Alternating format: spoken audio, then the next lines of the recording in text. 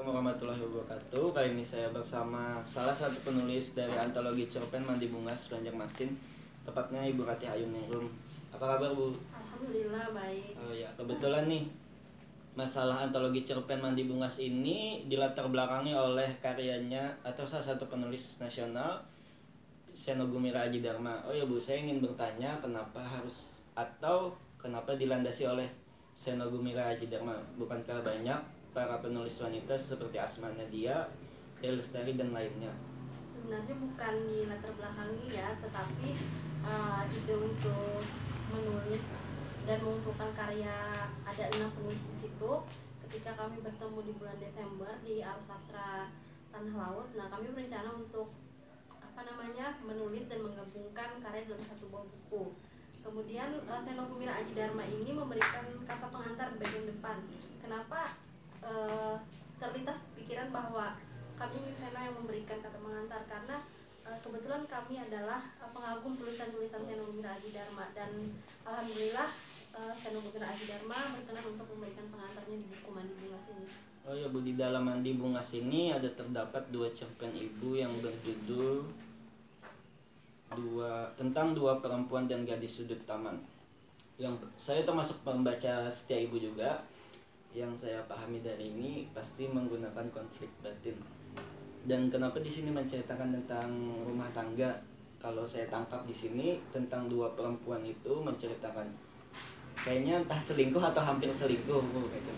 Dan untuk gadis di sudut taman ini juga pun menceritakan konflik seorang ibu yang ditinggalkan oleh suaminya karena memiliki anak yang Down syndrome. Jadi bagaimana menurut Tema yang kami angkat dalam buku ini kan tema tentang perempuan. Bagaimana seorang perempuan itu sebenarnya adalah sosok yang kuat, sosok yang tegar, kemudian sosok yang dia bisa menjadi sesuatu, menjadi seseorang yang berarti di masyarakat. Nah, untuk itulah cerpen yang pertama itu yang tentang 2 perempuan itu kan sebenarnya sudah pernah dimuat di majalah Femina, kemudian dimasukkan ke antologi itu cerita tentang seorang perempuan, sebenarnya bukan kasus perselingkuhan, tetapi anaknya yang laki-laki menikah dengan seorang perempuan. Nah, karena dia merasa bahwa perempuan baru itu lebih menarik perhatian anak laki-lakinya dan melupakan dia, maka disitulah terjadi konflik. Kemudian yang kedua, kebetulan cerpen mengenai anak-anak Down syndrome ini diilhami pengalaman pernah beberapa hari ibu bersentuhan dengan anak-anak Down syndrome ini.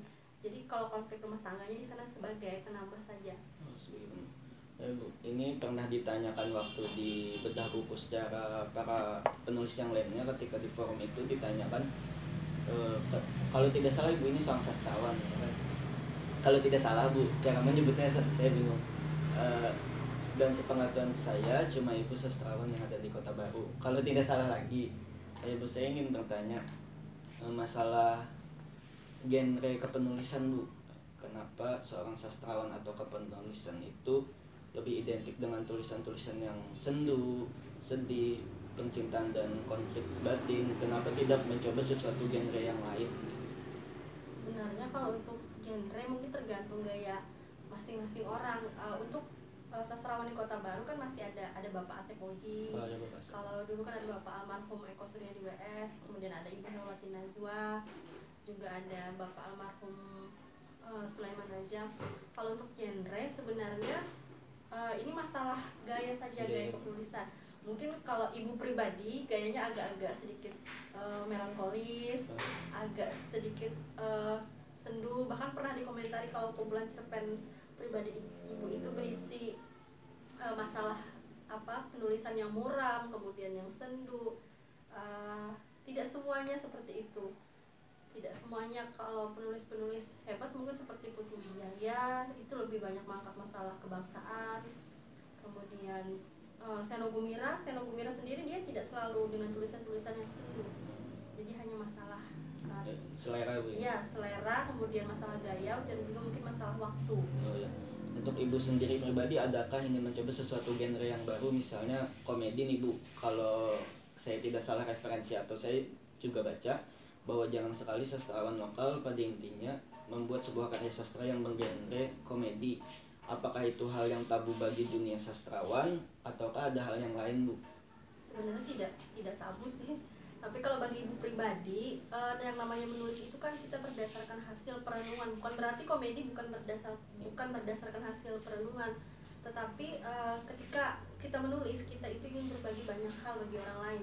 Kita ingin berbagi pengalaman, kita ingin berbagi ekspresi, kita ingin berbagi ide. Nah, jadi kalau untuk genre komedi mungkin entah kalau bagi ibu pribadi mungkin suatu saat bisa mencoba, tetapi masih belum sepertinya.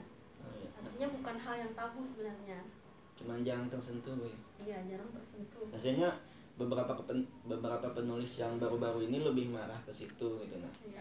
Makanya sempat ada pertanyaan kenapa seorang sastrawan atau penulis yang sudah lama jarang menyentuh itu. Kalau saya tidak salah baca, salah satunya adalah Anthony Chekhov, biasanya menulis tentang itu. Bu, berikutnya tentang sastrawan nih, Bu. Bagaimana sih proses Ibu diangkat sebagai sastrawan ini? Karena menulis dan terus diterbitkan disahkan oleh teman-teman sebaya, atau ada peresmian atau ada proses yang lain, Bu, sebagai diangkatnya tiba-tiba menjadi seorang sastrawan? Kalau dari sekedar nulis-nulis saja kan, Bu, tanpa publikasi itu pun bisa disebut penulis ataupun sastrawan. Nah, jadi bagaimana proses pengangkatannya itu? Kalau diangkat sebenarnya tidak ada pengangkatan resmi lah. Iya. Misalnya kita menjadi guru, menjadi pegawai, kemudian alhamdulillah kalau misalnya ibu dikatakan salah satu sastrawan, karena kan selama ini menulis mempublikasikan, kemudian suka hadir dalam kegiatan-kegiatan yang bersifat kepenulisan. Nah, kalau misalnya ada yang memberi label sastrawan, ya alhamdulillah, karena tidak ada pengangkatan resmi seperti kita menjadi guru dan lain sebagainya. Jadi tidak ada proses apapun, iya. Dan itu cuman kayak sejenis teman sebaya, Bu, ya. Kemungkinan seperti itu. Oh ya, Bu, selain itu apakah ada buku berikutnya akan Ibu terbitkan lagi selain yang saya tahu ini, antologi ini dan Pelangi di Ujung Senja? Kalau yang pertama itu kan Dongeng Kesetiaan itu tahun 2008, kemudian Pelangi di Ujung Senja tahun 2013. Kalau tulisan-tulisan lain itu ada beberapa tergabung di antologi bersama dengan penulis-penulis lain, termasuk salah satunya Andi Bungas. Nah, kalau untuk yang pribadi, insya Allah mudah-mudahan dalam waktu dekat bisa menerbitkan kembali. Untuk penerbitan ini, Bu, biasanya untuk diterbitkan di lokal atau mengirimkan ke nasional dulu? Kalau untuk penerbitan kita bekerja sama dengan teman-teman penerbit yang ada di Banjarmasin. Yang lebih ke lokal, Bu, ya? Iya. Apakah pernah Ibu mengirimkan karya-karya Ibu ke tingkat nasional untuk dicetak oleh brand-brand seperti Gramedia, media kita, apakah pernah Ibu melakukan? Kalau maksudnya untuk buku? Iya, Bu. Kalau untuk buku belum pernah mencoba, tetapi kalau untuk masuk ke toko buku seperti Gramedia itu kan tidak harus cetakan khusus dari PT Gramedia. Kemarin buku yang pertama itu sudah pernah masuk, yang Dongeng Kesetiaan pernah masuk ke Gramedia. Nah, kalau ini kemarin alhamdulillah 2 bulan setelah launching, sebulan setelah launching, buku ini sudah habis. Jadi baru sampai di tangan kami penulisnya, kemudian diumumkan bahwa buku ini cetak. Sebulan kalau tidak salah buku ini sudah tidak ada stoknya lagi selain arsip kami pribadi. Ya, Bu, makasih dulu atas waktunya. Ya, sama-sama. Semoga video kali ini bisa memberikan ilmu lebih ke penulisan ataupun kesastraannya. Baik, Bu.